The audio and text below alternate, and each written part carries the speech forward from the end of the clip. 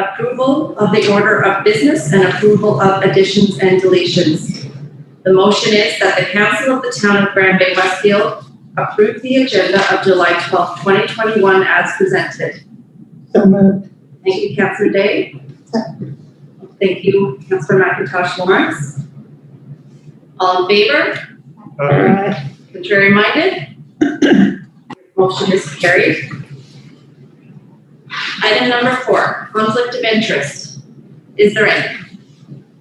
Okay, there being none, move on to item 5, public hearings. There being none, we'll move on to item 6.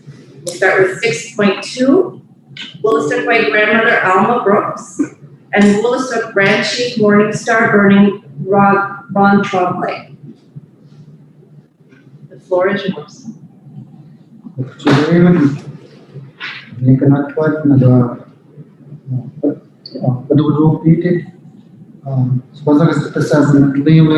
She's often there to Woolastook.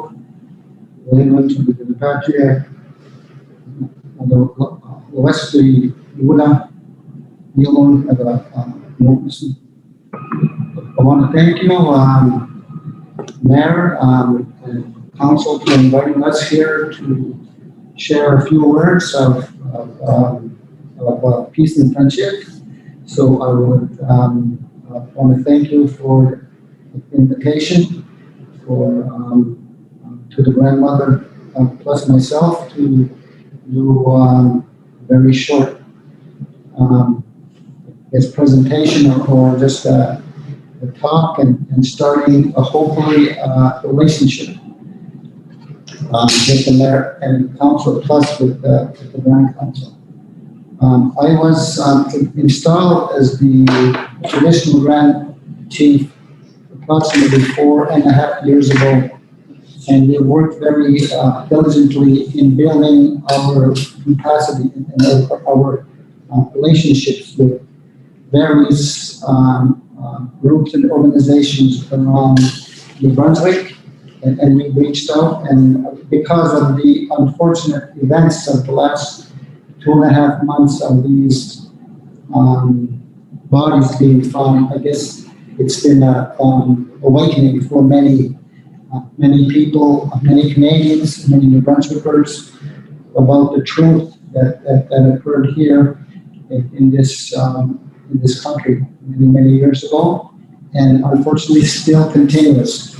And to build a peace and friendship, alliance relationship, I think it's crucial that we start an open dialogue and talk about common things that we have in common, but also for us to pass on a lot of our knowledge of what really happened in our lifetime plus in the past. And our Grand Council has no relation with the band elected chief and councils, which is pretty much the same as the mayor and council. Ours is traditionally based, where it was the grandmothers who selected me to be the leader of the Grand Council. So we held a traditional ceremony 4.5 years ago, and there was all the 5 Wabanaki nations were invited, and 4 out of 5 showed up, and the only ones that didn't show up were the Wabanaki of the south because of the travel. But they sent a letter of agreement of the grandmothers selecting me as Grand Chief. So I think it's a good time now for us to start to have an open dialogue and talking about how we can build our better relationship and to understand who we are. Because a lot of times I went to school in the 60s and 70s and the 80s and even to university, and very little was written about who we were. and the stuff that was written was pretty much negative about who we were. And I recall, it's kind of a comical, but it's real and sad at the same time. I was in grade 10, and I remember sitting in the social studies class, and the teacher was reading from the text, History of Canada, and the very first paragraph stated that Champlain and Clemence sailed the oceans. They came upon a land of the savages, and they had to Christianize and tame these savages. So I turned to my buddy from my community. I said, when they savages, like, who are these savages? And he said, maybe we're the savages. So we went around the whole day calling one another savages, and we didn't have a clue what that really meant. So probably one, I believe it was a science teacher who stopped us and said, boys, you have to stop calling yourself that. That's the derogatory term. I said, well, that was written in the book, We believe what's written in the book. So this was the first, I guess, realization of the negative documents that was written about who we were. So, but since then, I really went up a lot. So even during my university days, I had to teach the profs the truth rather than them referring to documentation that they might have written or heard and so on. So I think this is a very important time for us, and I really appreciate you giving us time to sit with you and just to have this first time to engage. And so just want to let the grandmother speak now. And first want to thank you, Mayor, for acknowledging the unceded territory of the week. It's very important to us, and it's important that you understand what that means. The unceded territory means that we have never sold our land. We have never surrendered title to our land anywhere. That's what it means. So I thank you for acknowledging that. On the drive in here, the bay is so beautiful. This time in the evening, and I was just telling the gentleman out there that it just took me back because my mom and dad used to paddle canoe from St. John to Fredericton. And they would stop along the way, and sometimes I would paddle into the evening. And they would see campfires here and there where the people would camp. And they always knew whose fire that was because our people tended to camp in the same place year after year for a reason. They called us nomads, but we weren't nomads. Nomads roam aimlessly around. We were migratory. We knew where we were going to a certain place for a reason. Either it was usually hunting, fishing, gathering medicines, picking sweet grass, making baskets. There was always, some reason for going to certain places. So that was the way we used our land. It was held in common. It wasn't a private property the way you're used to it. We held it in common together. So, you've heard recently, we're going through such a traumatic time right now with the finding of these remains of these babies. In Kamloops, they found 215. The band that was close to the school there, they used their own money. They had to use their own money to go and hire a company that scanned the ground. And that's how they found those unmarked graves. And so now, but it wasn't surprising to us because the survivors, they went through several years of truth and reconciliation where the survivors came and they told their stories, but they weren't permitted to tell that story. So the story was not complete because, and several of them wrote books on their experiences, but they were not allowed to put that in their books either. So, and I remember, Isabel Knockwood, who wrote the book Out of the Depths. She went to Shumanagadi Residential School. My brother is a survivor of Shumanagadi Residential School. And he said, I never saw them actually burying somebody, he said, but children would just disappear. And they would never tell the children like where they went or what happened to them, or they just disappeared. That was how he explained it. So the other thing I just mentioned is that recently the United Nations Declaration on the Rights of Indigenous People has been accepted in the Parliament of Canada through Bill C-15. And the declaration outlines the minimum standards of the rights that we have always had. And I mean, all along at all levels, right from the United Nations, 25 years to develop this document, it's been watered down and watered down. And again, it was watered down, but what's left of it is still has to be negotiated. And I think that's the important part of us forming a relationship, because the declaration isn't going to mean the same here as it does in British Columbia or in the Prairie Provinces or in Ontario, because this is Wabanaki territory. This is a different treaty. We signed treaties separate from, it's not one treaty and one blanket solution.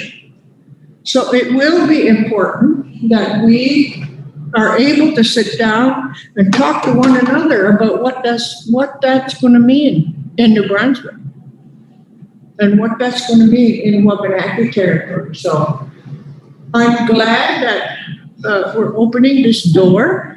I'm surprised, for 500 years we've lived together and we really don't know one another yet. So hopefully this will open some dialogue.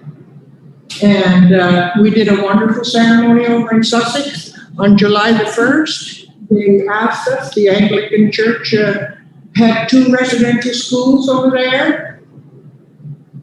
And they asked us to come and do something, so we did a ceremony for the children. And they had a window. It was this wide, but it was about 8 feet tall. That was part of the school, and they must have saved it all those years. And they brought it to the ceremony and leaned it up against the tree, because we had the ceremony underneath the canopy of the 2 big, huge maple trees. And it was, I believe, something special happened there. Something special happened there. There was a very clear message that people got from that event that happened. And so we know too that Sussex, they had set aside for the students that were going to those schools, they had set aside 200 acres of land, because each of those students were supposed to receive 7 acres of land and a cow and a hoe and some seeds when they graduated. But none of that was given to them. So we don't know right now what's going to happen with that, but we certainly are going to open dialogue there as well. And so if there's any questions or anything else.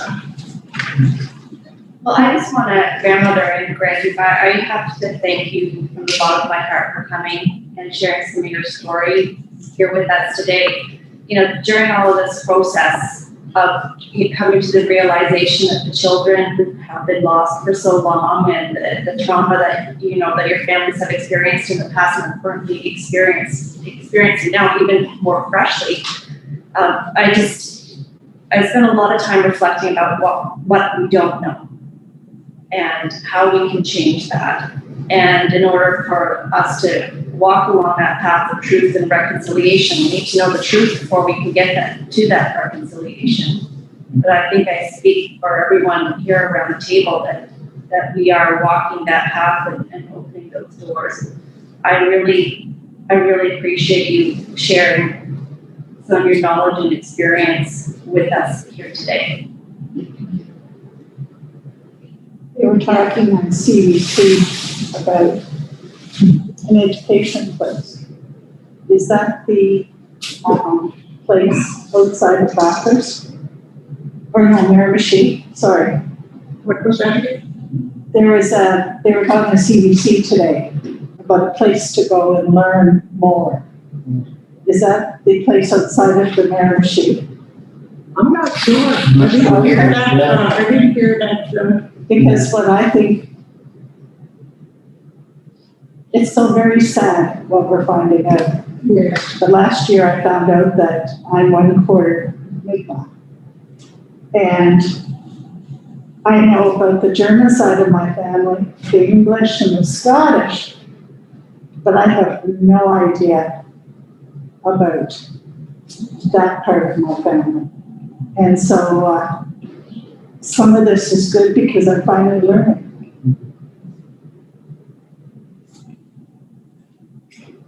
John? Mayor and Council and Grand Chief. Before I left Saskatchewan, I negotiated what's called the Second Tuition Agreement. And basically, it's a relationship agreement. We were working with 7 different reserves in the neighborhood. And, what all the agreement is outlined some of the steps we're going to do to develop and mature the relationship so that we could address health, education, crime, and all these. I think we had 7 components to it. That might be a way that we could move forward, is develop something like that. I totally agree with you that, what I worked on out west may not be appropriate here, but there is something that we should be doing to ensure that this opportunity isn't wasted and that we can work together going forward. But there is tools out there, just needs a little bit of work to understand how they would be applied here, if council wants. They are coming up with some very, very interesting strategies in British Columbia that we're keeping our eye on. So it's pretty interesting out there.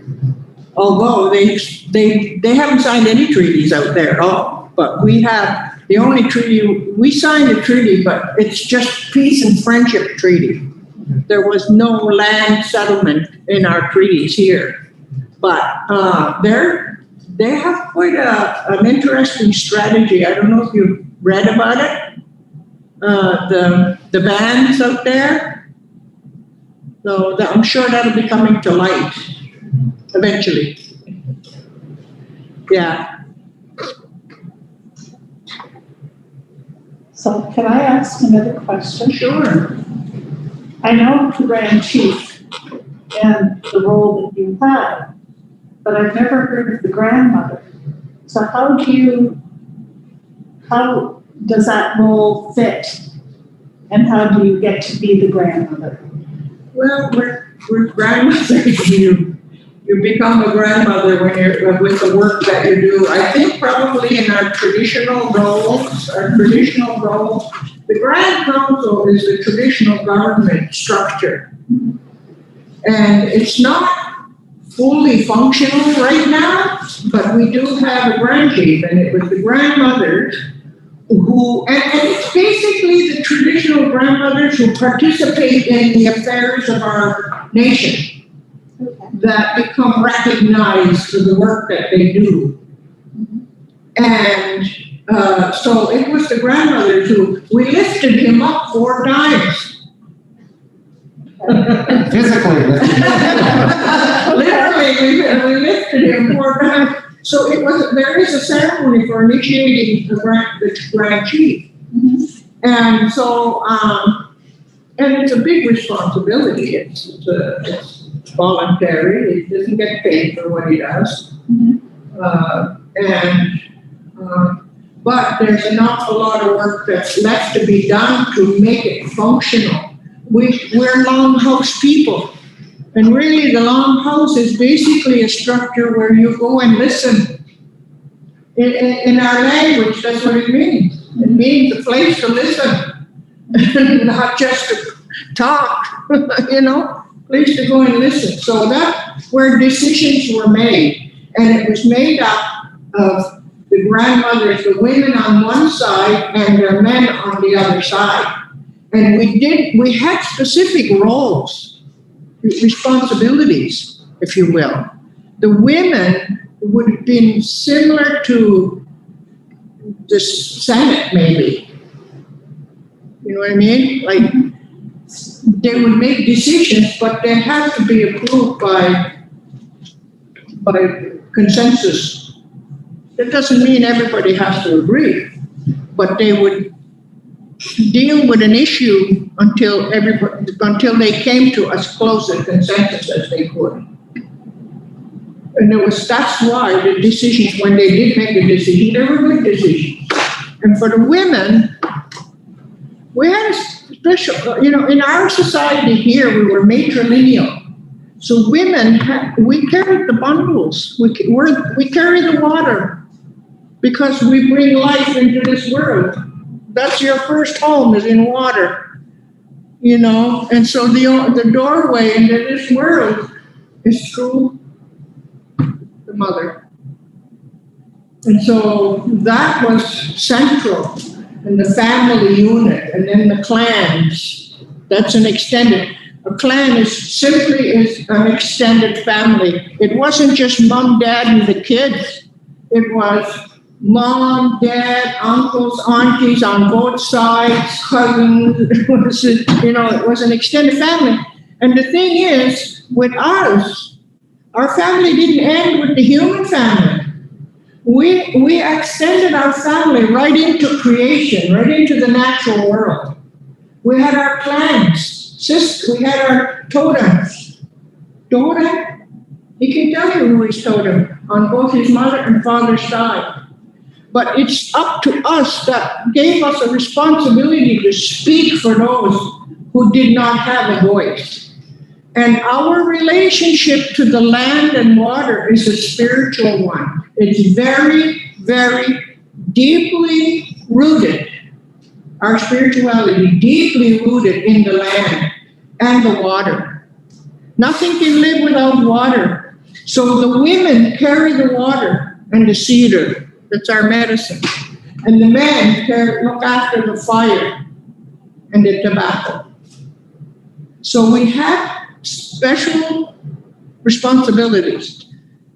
We didn't just compete with each other for the same thing. There was more of a cooperative and interdependency in our society. In other words, men hunted, brought home the meat, and we took the hide off of that and we made their clothes. And if they didn't treat us good, this is a cold winter coming.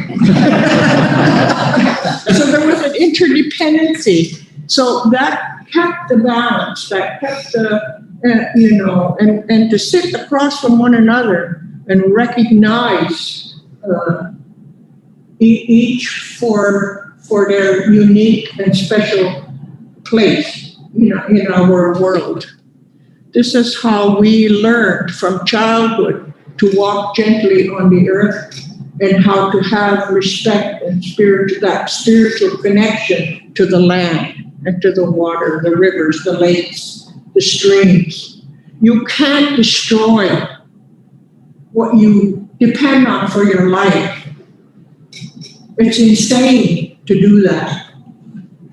Insanity to destroy the very thing that you depend on to live. So that's kind of the underlying philosophy of our society. And it runs deep. It runs deep. And there's still some among us that haven't been totally assimilated and colonized. And what I believe that all people at one time were earth-based culture. Maybe not here, but somewhere. Because in our teachings, we're told that when the earth was populated, when the earth was people, there were 4 colors, sacred colors of man that were placed at the 4 corners of the earth. And each were given a path to walk on and a bundle. In that bundle, they had everything that they needed to live a good and happy life right here on this earth. And those are ancient teachings. Those are ancient beliefs. And I know that there's a new science now today that's coming around full circle. You've probably heard of epigenetics. It's a new science, and they're starting to realize that all life is connected in this world. All life is connected. And just understanding that makes them stop and think and change how they look at things and how they have a relationship with the world around us. There are 2 perspectives. There's the indigenous perspective, and from that perspective, there's a certain relationship that we have with the world around us. Then there's the Western perspective, which is a hierarchy. And you have certain things at the top. And you strive to succeed. You succeed if you get to the top. At least that's what, that's how they estimate it. That's how they measure success, by what you can accumulate and what you can, close to the top of the hierarchy, the more powerful you are. So that's a different perspective than the natural life cycle of everything else. Grandmother, the way you describe that way of life is truly beautiful. Well, thank you for sharing that with us. And, you coming here and speaking with us is the beginning of an ongoing relationship as we make our way imperfectly towards reconciliation. And we've committed to make meaningful change, and we will continue to do so. Thank you so much. So before we go, I don't know if there's any more questions or comments. Before we go, I'd like to thank you again, and I remember being told this years ago that, when you come to some sort of realization and truth, it's not based on guilt, but it's based on responsibility. Because once you know, you cannot say you don't know. So we're all responsible. So that's a really good, I guess, leeway to getting a strong relationship and start a really good dialogue is throw that guilt away. It had nothing to do with guilt. But let's press reset and we'll start a good relationship. I want to gift you with this sweetgrass that I personally picked, and my partner braided. In fact, we picked it in mushwash. So, and it symbolizes the hair of our great Mother Earth, and we braid it, and it's usually the women who braid it, and they'll put prayers and thoughts inside it. So when we burn it, it will lift the good positive thoughts and prayers away up to the great mysteries. So it's one of our 4 medicines that we use. So I'd like to give this to you, Matt, and thank you for inviting us. I'm very honored by this gift. Thank you very much. So we won't take any more of your time, and Just want to get back across that road before the moose come out. Good evening. Drive safely. Yes, Thank you. Thank you. I hope you're finding out the information you need. yes. Let me know.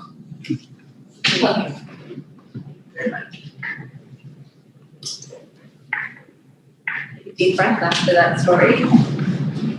So we now need a motion that the council of the town of Bay-Westfield accept the information as presented. Thank you, Deputy Mayor Toole. Thank you, seconded by Councillor Day. Thank you very much. All in favor? Aye. Contrary minded? The motion is carried. Item 6.1, RCMP mayoral report presentation with Focal Julie Rogers Marsh.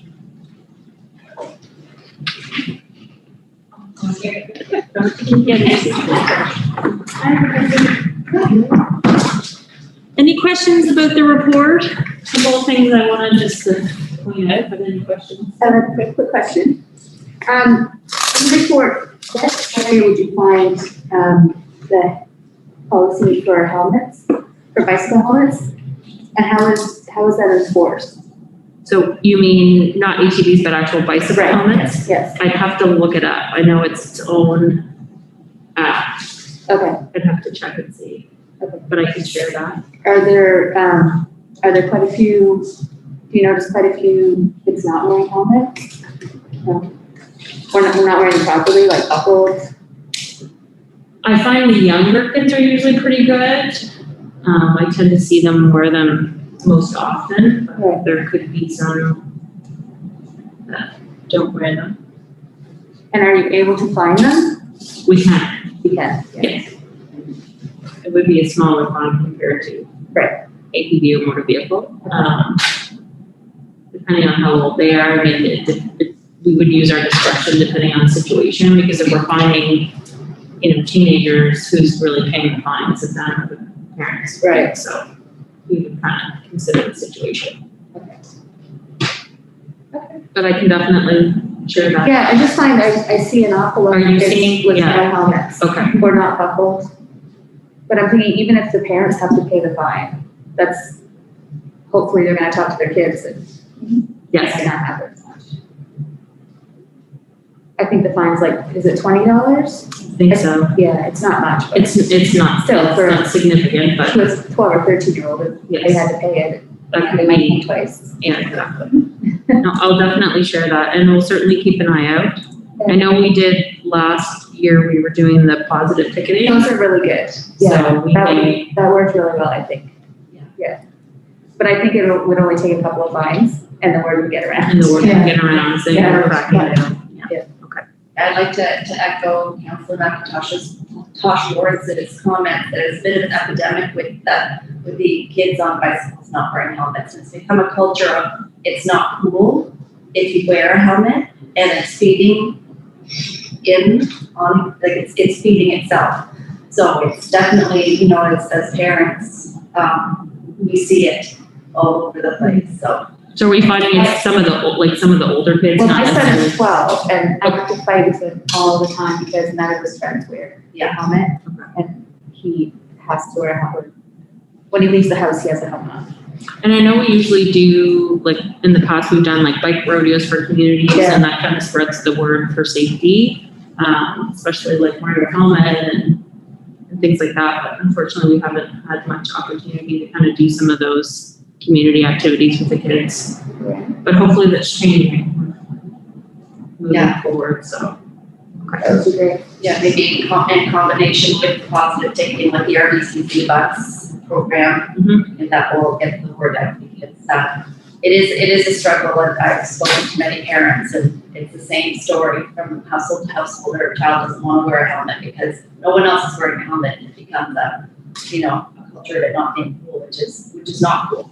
I think it's not just not being cool. I've heard comments from the kids, they don't think I think we're lying when we say it's against the law. I don't know what you want to do, so that's once one or two go out, then that argument goes. Then it'll spread. Yeah. Word will spread. Yes. Okay. Yeah, leave that with me. I'll look into what the bylaw is or what the act is, and we can share it. And I mean, I'm certainly open to coming up with some educational ideas as well, so. Good point. Thank you. Anything else? I had a question about the speed limit. There's been some talk from residents about there being speeding, particularly around that tight corner. On Yellow Drive? Yeah, that, because it's a long stretch, Mhm. it's sort of, and there's no speed abatement measures there a long time. People tend to take advantage of it and go really fast. And like I said, the people, then they speed around that corner. So I don't know what your experience has been there. Going to the end, you mean, where you hook on to River Valley? Because it's 40 kilometers, I believe, through that stretch. So Yes. someone said that speed limit sign is yellow and that's just a suggestion? Is that true? They have to be white to be, like what's the difference between a yellow? So you would see the yellow signs when you're maybe coming off the highway onto the ramp, and it's a suggestion to slow down to that speed based on maybe how tight it is.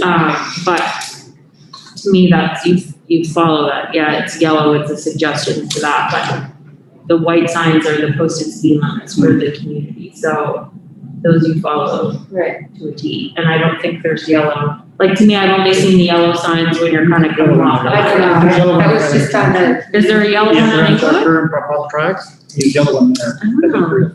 Okay, let me check on that. Yeah, it should be, because do we know what it is that's posted there? 40 to 1. Okay. what? Oh, it's Oh, 20. it's 20, okay. So as far as enforcing, I mean, certainly, there's the speed limit signs that are posted and people need to be aware of, obviously if it's yellow and it's caution to slow down to 20 to be able to make the turn safely.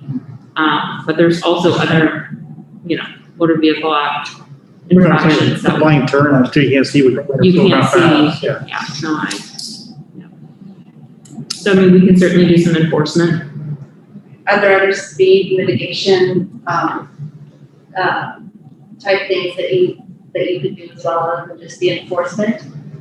Or is it just, the visible, having, the car there and people know that, it's like having a car across, from home hardware. Mhm. People know that it's there, so they know they're gonna slow down. So it's more just visibility that does the trick. I feel like some of that does, if we're out there and people are seeing us, or if we're getting, people are calling in and reporting incidents and we get plate numbers, and obviously we can follow up with people, but, as far as any other suggestions Have you got complaints for that term? for that area, no, not recently. I know River Valley is a big one, and Route 102 as well. And I know like for the school zones, when you guys had the speed limit, I mean, that worked great, and we did quite a bit of enforcement, and I think people got the notice that it's 30. For the ticket. And some people did get tickets, yes, so it could just be maybe us doing some enforcement in that area and issuing some tickets, and the word be spread. Yes, John? I just want to let council know that the radar signs that were up at the school, we've had 2 other neighborhoods complain about speed. And so for the month of July, those are already allocated to 2 neighborhoods, so we wouldn't be able to relocate those signs until August at the earliest. Yeah, we were going to use those there. But we have the option to do it at that point, you choose. Yeah, at that point, but not before that. And that was complaints that you had gotten? Yeah, we received complaints for a couple of neighborhoods.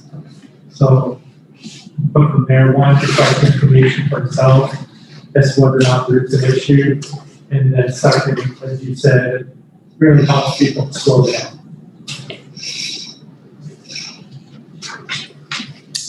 Anything else? Unless there's something in the report, Julie, that you feel is unusual that we should know about. No, just, there are, 2 Operation Volunteer, within Grand Bay-Westfield, which to me is significant for the month of June. I feel like the tickets and warnings have gone up a bit, which is what I expected. And moving forward, we'll continue to do that. Just a note, Sergeant Luke Sampson, who's the new sergeant that's coming next week, on Monday he starts. So him and I will do probably some shadowing for the rest of the summer, and then he will be the NCO for the detachment. What happens to you? I'm still here. Oh. I'm not going anywhere. I'm still going to be the team leader for my team. I'm still the supervisor, and I will report directly to Luke, and I'm jumping on the schedule in September. So I won't be Monday to Friday. I'll be nights, weekends. Provide some supervision to my team. So. But I'm still available if you guys need anything, as always. So probably the next meeting, Luke and I will probably both be here, so I can introduce him and he can kind of see what to expect. Anybody have any more questions for the acting surgeon? Great, thank you. Thank you. Have a good evening. So, can I have a motion that the council of the town of Grand Bay-Westfield receive and file the RCMP report for June 2021? So moved. Thank you, Councilor Belton. Do I have a second? Thank you, Councilor Bailey. All in favor? Aye. Contrary minded? The motion is carried. We can remove the masks now that our guests have gone.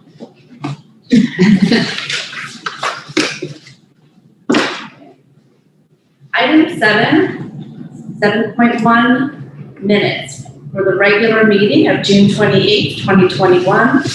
That the council of the town of Grand Bay-Westfield adopt the minutes of the regular meeting of June 28, 2021 as presented. So moved. Thank you, Councillor Day. Second. Thank you, Councillor McIntosh Lawrence. Any questions on the motion? All in favor? Aye. Contrary minded? Motion is carried. Item 8, bills for payment. That the council of the town of Grand Bay-Westfield authorize the bills for payment as presented in the amount for $82,354.52. So Thank you, Councillor, Deputy Mayor Toole. Do I have a seconder? Yeah. Thank you, Councillor Day. Any questions? Oh. Councillor McIntosh This is Lawrence. my thing apparently. Yes, let's do it. okay. We want to hear your questions. So the Animal Rescue League, we pay shelter fees Yes. to them for, is it like for strays that we pick up or? I think it's a flat rate, if I recall correctly, but I'll have to confirm that. Is that a yearly fee?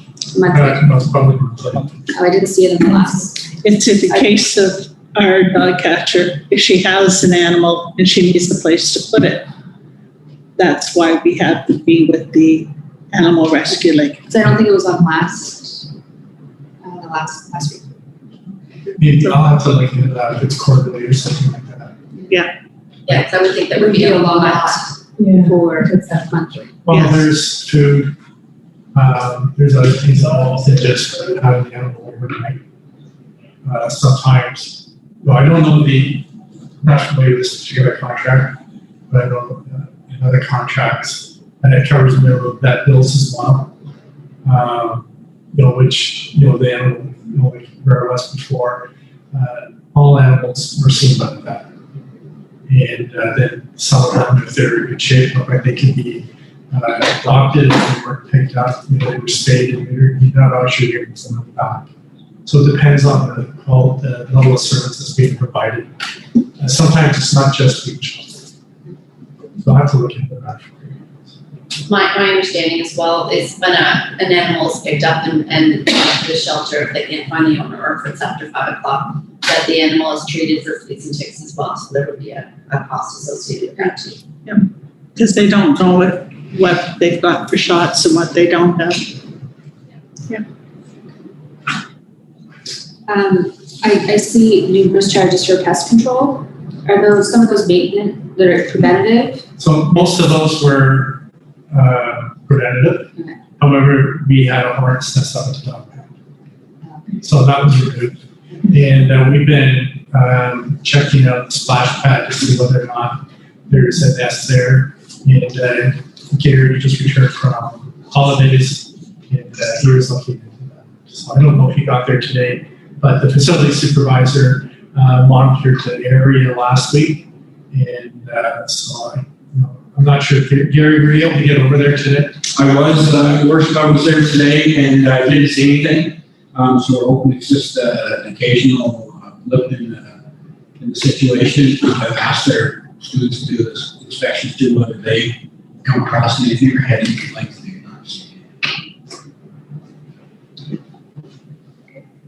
And I know I asked this last week, but there were a couple of donations. And is there a limit to the donations, and how do we choose who we give donations to? So I think there's 2 donations in here for the Cancer Society. Yeah. I'm drawing a blank on it. And the Bronx, Crohn's, yes, probably a donation. was like 20,000. Something like that. Oh, okay. This is our budget items. Council allocates X number of dollars. So there's 2 different ways that council can donate. One is through their contingency fund, which is items that council decides partway through the year they want to invest in. Or 2 is the community grant, which is $1 for every person, which is $4,964. Typically those go to school, so there's different ways. There is, the cap is the budget that council sets the previous year.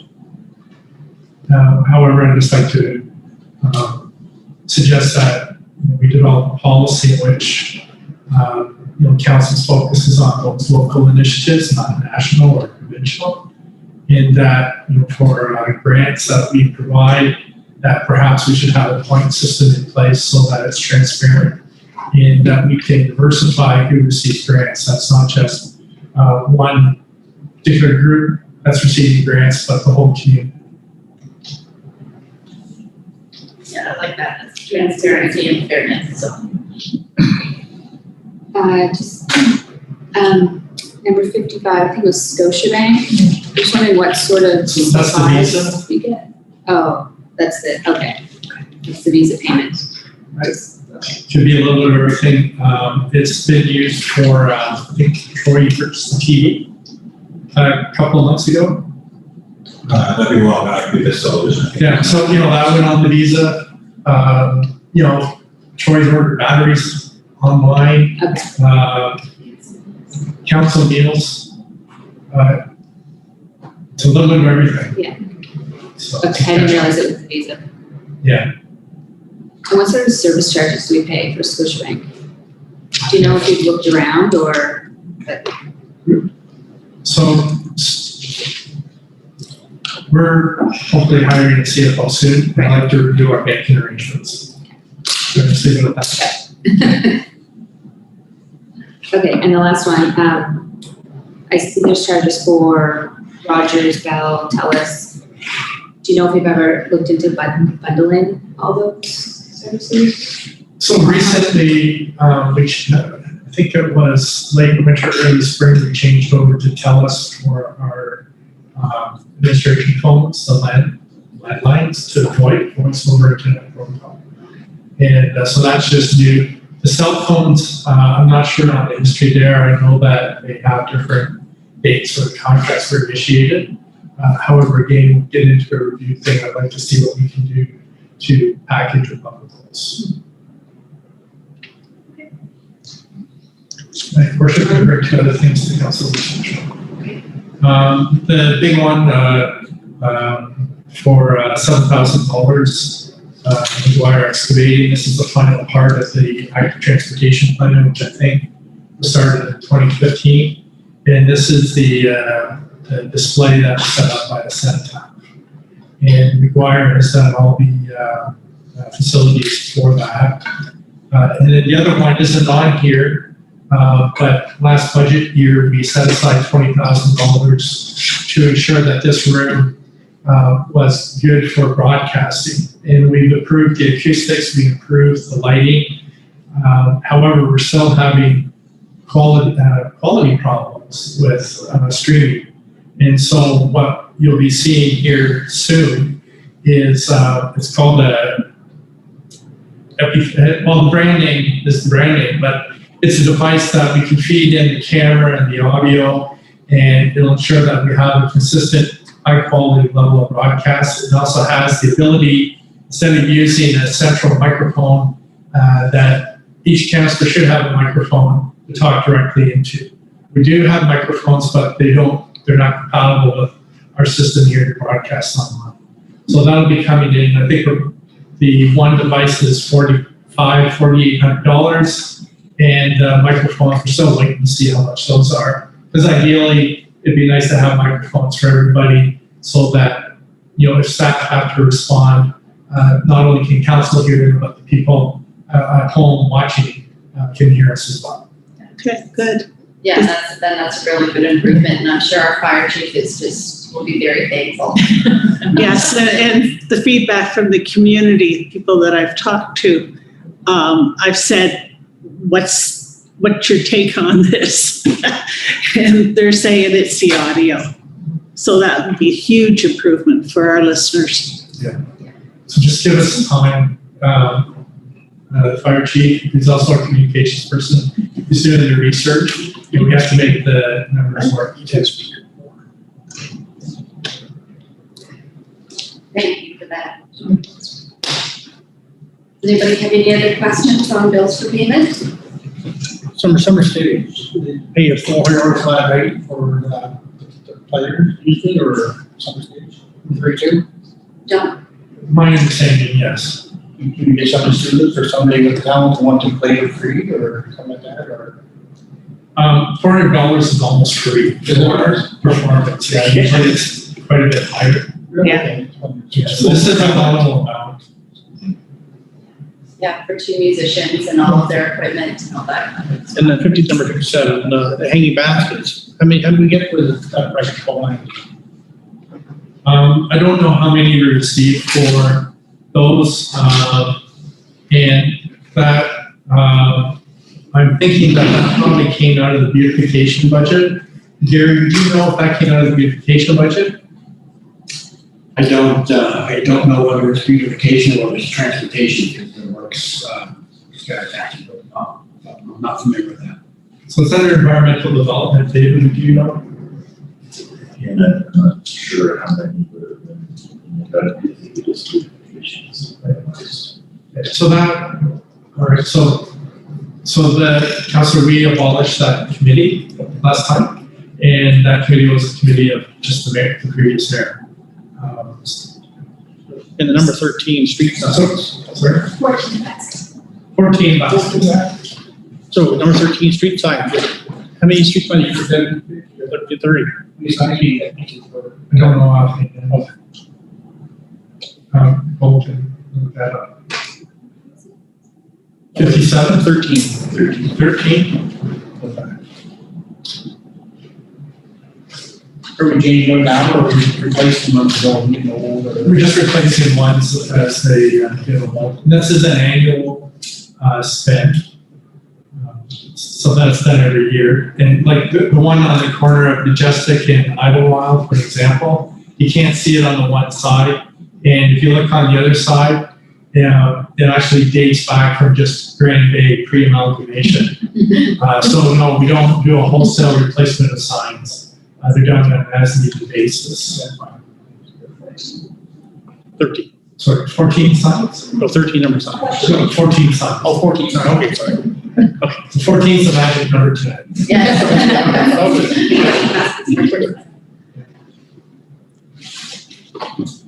Do we have any more questions on bills for payment? All in favor? Contrary minded? Motion is carried. Item 9.1, Grand Bay-Westfield Volunteer Fire and Rescue Department report.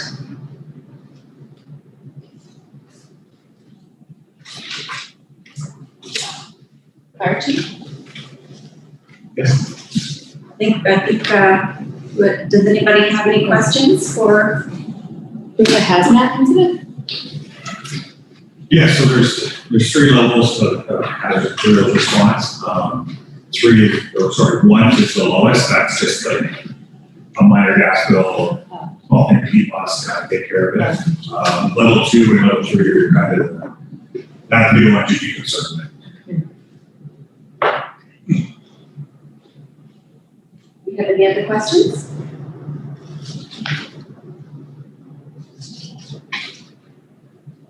So, Fire Chief, the new radio system, can you tell us a little bit about that? Sure, so the truck mobile radio system is probably been working on for a few years now. It's kind of one of those things where you build up and then you make the transfer. So this year is to finalize that project and completely transfer our radio system to that network. It's the New Brunswick truck mobile radio system. It's all done through the Department of DTI to the province. It's province-wide radio system that can actually, it's even interoperable with Nova Scotia, I believe, PEI. So that's its biggest advantage to us is when it comes to working with other departments and other agencies. And Brunswick is on it, RCP are on it, and all of our partners that we would work with on an incident are all on it. So when we respond to something like an offer of rescue that has all three of those agencies responding, they can be assigned a specific talk group on that radio network, and we kind of all are able to operate together. Whereas right now with our current radio system, we have no communication with anybody except 2 other fire departments, and that's it. So hopefully we'll be online within the next month.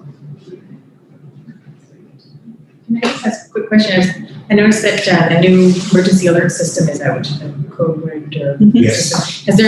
Is there a way to monitor the uptake or make sure people are signing up, or anything we can do to? We can. There's no direct because there's no direct way to just go in and see people's individual contact information. It's private type of thing, so it's kind of locked in. But we can go in. Essentially, it's kind of a backdoor thing where we start to generate a message, and it'll tell us the numbers that are going to receive that message. It still won't tell us who, but it'll tell us the numbers. So we can look that way, which I find especially for this first little period, we'll probably take a look at that each week to see where we're at and the numbers are where we hope there. Try to get people to sign up. Yes, I do know, even within the first 2 days, we're up around 500. Oh, excellent. Thank you. So I just want to make a comment on that. I signed up for it online, and it was easy, and I downloaded the app as well. So you can do it either way. You can do it, online and just have it call your phone or text your phone, or you can download the app and get alerts that way. It was pretty slick. It was easy. Very easy. So, yeah. And hopefully we won't ever need to use it other than that. Well, that's the bonus of this one. If it's something you're going to pay for, the fact that we can also do other types of alerts, not just emergency alerts, kind of make it worthwhile. Because you're right, the emergency side of it is hopefully something we'll never use, but we can start doing some other things with it that people can select exactly what they want to see. So when is the plan to roll that kind of thing out, and what types of community bulletins are applicable? That'll be something that we'll have to work at as far as making the final decisions, but for the most part, just any general public notice is something that could go out. We do a press release to kind of convert that into a public notice for our residents as well. You can almost come up with any category in that sense. It's just a matter of making sure, kind of analyzing it ahead of time, that there's actually going to be an audience. Because it's, obviously like everything, it generates a little bit of work. So we want to make sure it's worthwhile. Thank you. Anybody have any more questions? Where this is a consent agenda, do we just do them all and then motion and second after? Yeah, so just to, that we want to treat the reference of the consent agenda. I don't think we have it worded down here. No. And then if there's any questions regarding any of the item, take them up in order, otherwise just last. Okay, all right. So if that's the case, then we shouldn't have done the questions now for Troy. I'm doing it procedurally. I think you did, I was reading something else getting ready. Did you ask for something to move in second? I did not. Yeah, so we'll just move that, council, accept, the monthly reports, via consent, and, have a seconded. And then before you do the questions, is there any questions? Okay, perfect. I'll do that now. That's okay. I'll sort of back up. Yeah. So, if I can have a motion that, the council receive the monthly reports as consent. So moved. Thank you, Councillor Day. I have a second. Thank you. Do we have any questions on the building inspector's report? I think the value of new home starts is a real good news story, or I'd like to think it is. It's $1 million, is it, David, more than last year? Yeah. It's good to see in our community after COVID. Yes. Yes. Any more questions on the? I just want to echo what Councillor Day said. That's a good news story, and it's nice to see. Do we have any questions on the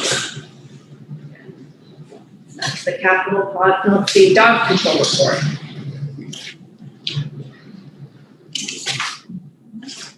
There, yeah. And any questions on the capital projects tracking sheet?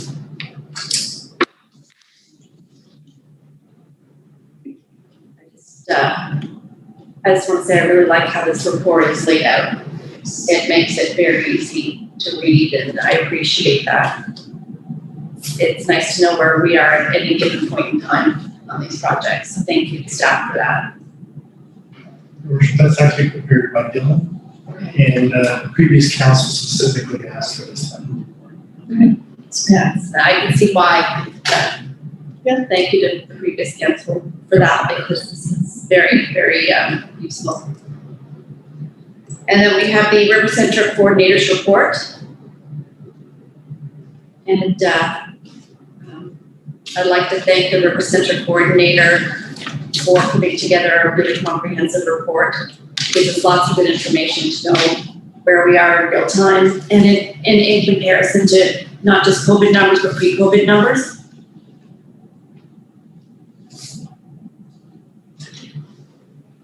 Any questions or comments on the River Center's report?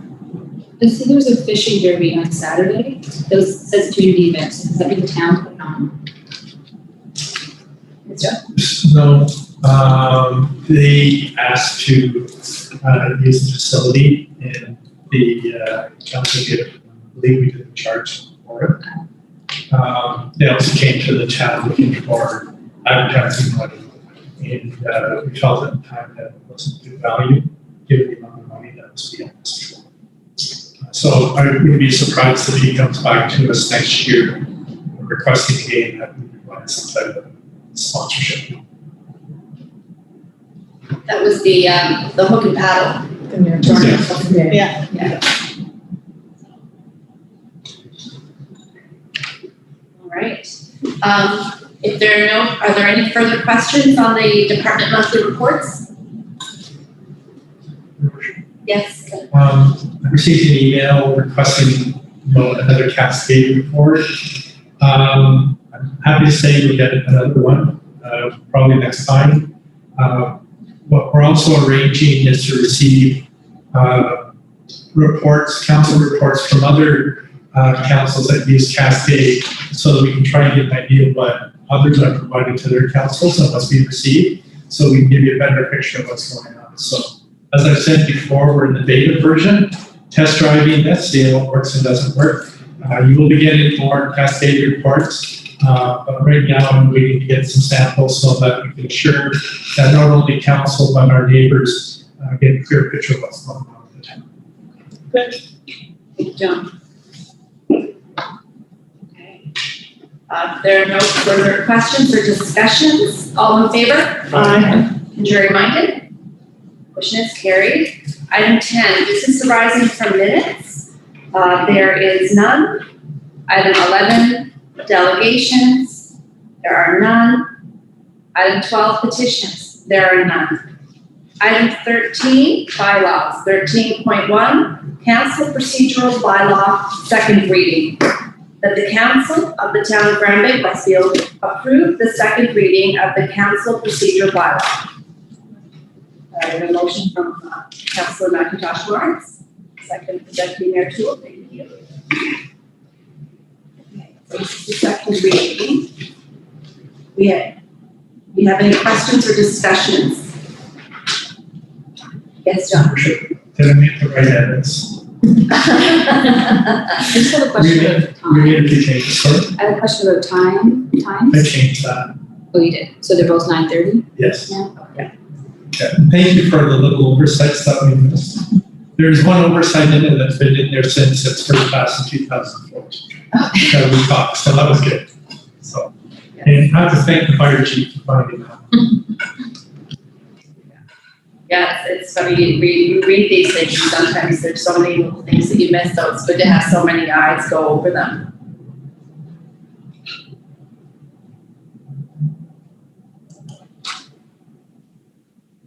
So do we have any further questions or discussions on the bylaw? No? This is the last opportunity to amend it. Yes. So it comes before council next time and we can't change it.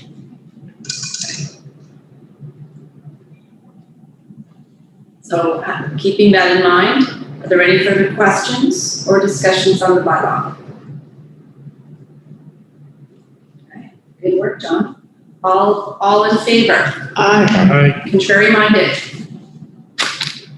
Motion is carried. Your worship. Yeah. I just like council to know that if there's small editorial or grammar things that need fixing, we can do that without having to do another reading or anything like that. If we change it after this substantively, after the third reading, then we need to bring it back to council. But if they're small, we put town manager instead of CEO as an example. We can change that without having to discuss. So just to let the new members of council understand how that works. So as long as it's not a material change. That's right. It's, okay, all right, thank you. Item 14, notice of motions, none. Item 15, reports. Item 15.1, storage utility accounts receivable as at July 6, 2021, that the council of the town of Bay-Westfield receive and file the storage utility accounts receivable as at July 6, 2021. Thank you, Deputy Mayor Toole. Do I have a second? Second. Thank you, Councilor McIntosh Lawrence. Do we have any questions? John, do you want to speak on this item? Good news. Our receivables are down about $18,000. So that's nice, especially given some of the economic uncertainty from the last 18 months. So is that lower than it normally would be at this point in the year, historically? I think it's about where it ought to be, if I recall what Marcia said properly. But last year was, it was higher. Yes. So that is good, like you said, based on the financial instability that people have had in their lives. Yeah, and just to give council a heads up, we started staking ground of those arrears that are more significant. And what happens is that they get disconnected. And it's not inexpensive to do that. And they not only do have to catch up on their arrears, they have to pay for the disconnection and then the reconnection. Yeah. I would like to suggest to council that maybe we find different ways of doing this. However, that's the enforcement that we have on the books, and it's a necessary one. But just like council know, I think there's about 8 or 9 that are being staked as we speak. So when you say significant arrears, is that multiple years? Yes. Your worship, if I can address some of the history there. We used to have huge fees prior to the current year that were never paid. And we finally dialogued about what we could do and what we couldn't do. And that's why we ended up with the disconnect and the connect. And with that, our fee structure and whatnot were paid rather quickly. Yes, and again, it's like the bicycle helmets. All you need is one out there in the community, and everybody's in your front door trying to pay off their debts. Do we have any other questions on the accounts receivable for the sewage? All in favor? Contrary minded? Motion is carried. Item 15.2, Development Incentive Grant, Emma Avenue. That the Council of the Town of Grand Bay-Westfield approve an agreement in principle regarding grants under the town's Development Incentives Program for property located at Emma Avenue, bid number 303-43438, based on improvements projected to increase the property tax assessment by $500,000 or more, and following the completion of the project, confirmation of the actual increase in assessment to the subject property, and confirmation of payment of taxes owing, to undertake a memorandum of understanding for disbursement of $35,875 residential property improvement grant funds according to a 5-year payment schedule, beginning in July 2022, and if eligible, by meeting the requirements of the MB Power Total Home Energy Savings Program, receive a sustainable residential grant of $2,010 payable in 2022. Do I have a motion? So moved. Thank you, Councillor Day. Second. Thank you, Councillor Malcolm. Do you have any questions on the motion? Did we not do this motion at our last meeting? What's the difference between this one and? Pardon me? It was Shannon. It's Douglas Estates. Oh, all right, thank you. Okay, The wording is the same. yeah, all right, now because I was looking at it going, we just did that. Hopefully we can do lots. Yeah. Yes. That'd be very nice if we did more. Do we have any other questions on the motion? All in favor? Aye. Contrary minded? Motion is carried. Item 16, correspondence. Item 16.1, letter read beach access. Yes. I'd just like council to know, I also forwarded this letter to the RC strategy survey of Parks and Rec master plan. And they did indicate to me that they had a number of discussions where people have brought to their attention that there isn't a beach really for public access in the town, or the one that we do have. There's some strong currents there, it's near the ferry and whatnot. I'd also like to remind council that there is a beach about a 5-minute car drive away in Crystal Beach on the other side of the ferry. The unfortunate part of that one is that kids can't really easily bike to it because the ferry 1 and 2, it's not a small hill to get up there to go down to the beach. So just to bring that to council's mind, we can do one of two things with this letter. We can either receive and file it, or you can ask us to come back to your report. Another potential option is what I've already done. Just ask me to forward it to the Parks and Rec consultants. That's already been done. So. Right. So those are our choices. We can refer back, we can receive and file, or we can send it to the Parks and Rec consultants.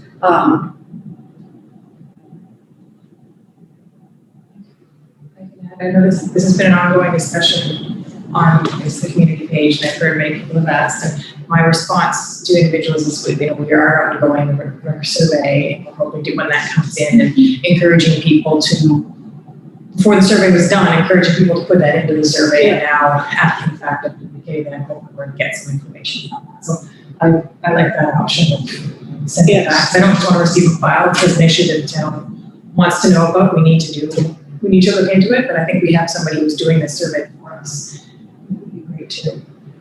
I think if we don't refer this to the rec plan, then I'm going to say it's going to weaken our recreation plan. I mean, there's a whole reason of why we're doing this. And so I would encourage you, your worship, to really think and send it to the rec plan and let it come through that avenue, because we're spending a lot of time, energy, and money for this community to come up with a comprehensive plan. So if we start looking at different people sending us in ideas now, instead of sending it to the rec plan, it won't make our rec plan as strong as we want it to be. Councillor Falcon, I fully concur. Back to you. Councillor Bailey. So the motion, then we can discuss once we have a motion, but it should be that the council of the town of Bay-Westfield refer the item to the Parks and Recreation Master Plan consultants. Would that be the correct wording? That would be great. Okay. I have a motion. Second, thank you. Very long. Any further discussion on the letter at all? I'm saying, I'm hoping, it's funny, because I know we had that recreation survey, but it was done almost before February. So I don't know, I'm hoping people had a beach on their mind, but it seems like after the survey ended, now all of a sudden we're getting a lot of comments on the beach, so I'm happy this is going. Yeah, and I agree. I've heard a lot of talk about how we live on the river and we don't have a proper beach, and it's unfortunate, and it's and I know we do have Crystal Beach across the ferry, but there's a social inclusion component there that's missing, because some kids might not have a bike to get there.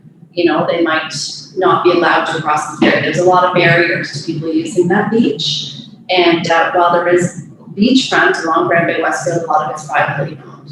So, yes. It's my understanding, your worship, that previous councils have tried to purchase access to beaches themselves, and they've never been able to close the deal.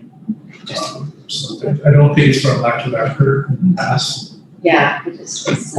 It wasn't in the cards, but now that hopefully it's captured with again the Parks and Rec master plan, through this letter being referred, and hopefully also through people who filled out the survey and indicated whether that was a priority or not.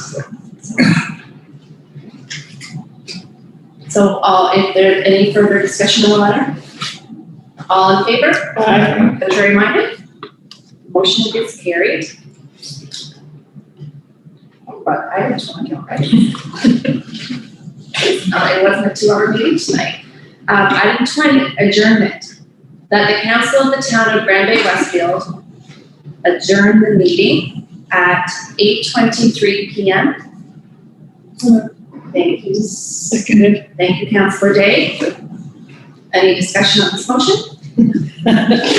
All in favor? Contrary minded? Motion is carried. Thank you, Council.